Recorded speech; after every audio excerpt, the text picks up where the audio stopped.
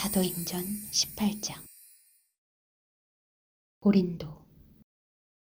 2일 후에 바울은 아테네를 떠나 고린도로 갔습니다. 그곳에서 그는 아굴라라는 유대 사람을 만났습니다. 그는 본도에서 출생한 사람인데 유대 사람들은 모두 로마를 떠나라는 글라우디오 황제의 칙령 때문에 얼마 전 자기 아내 브리스길라와 함께 이탈리아에서 내려온 것입니다.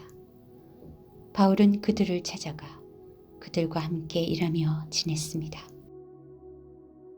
바울도 그들과 마찬가지로 천막 만드는 일을 했기 때문입니다. 안식일이면 그는 회당에서 토론하며 유대 사람들과 그리스 사람들을 설득하고자 했습니다. 실라와 디모데가 마케도니아에서 오자 바울은 말씀 전하는 데만 전념해 예수가 그리스도이심을 유대 사람들에게 증언했습니다. 그러자 유대 사람들은 바울에게 대들며 욕설을 퍼부었습니다. 바울은 자기 옷에 먼지를 떨며 단호하게 그들에게 말했습니다.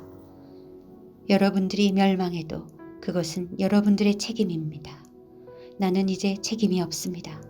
이제 나는 이방 사람들에게 가겠습니다. 그러고 나서 바울은 회당을 떠나 디도 유스도라는 사람의 집으로 갔습니다. 그는 하나님을 경외하는 이방 사람인데 그의 집은 회당 바로 옆에 있었습니다. 회당장 그리스보와 그 온 집안이 주를 믿게 됐고 바울의 말을 들은 다른 많은 고린도 사람들도 믿고 세례를 받았습니다. 어느 날 밤 주께서 환상 가운데 바울에게 말씀하셨습니다. 두려워 마라. 잠잠히 있지 말고 말하여라. 내가 너와 함께 있으니 아무도 너를 해치지 못할 것이다.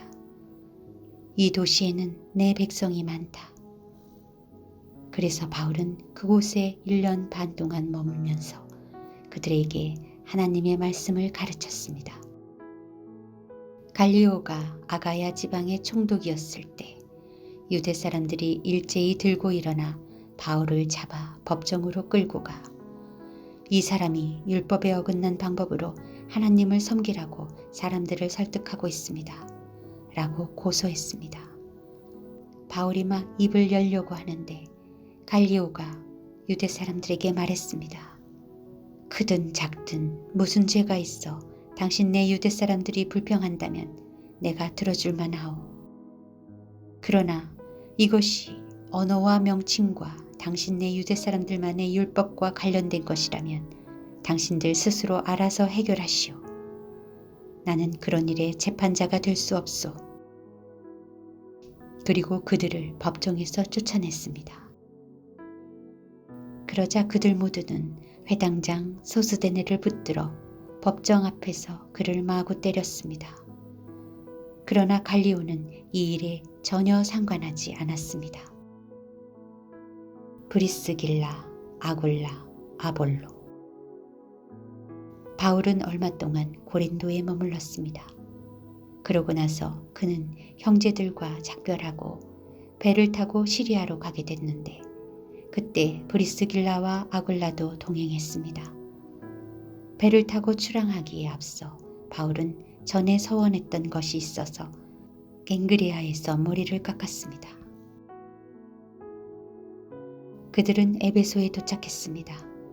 바울은 브리스길라와 아굴라를 그곳에 남겨두고 혼자 회당에 들어가서 유대 사람들과 토론했습니다.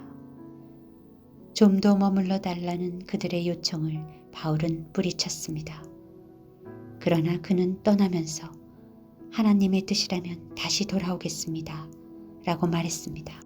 그러고 나서 그는 배를 타고 에베소를 떠났습니다. 그는 가이사랴에 도착해서 예루살렘 교회에 올라가 인사한 뒤 안디옥으로 내려갔습니다. 안디옥에서 얼마 동안 지내던 바울은 그곳을 떠나 갈라디아와 부르기아 지방을 두루 돌며 모든 제자들에게 힘을 북돋워 주었습니다.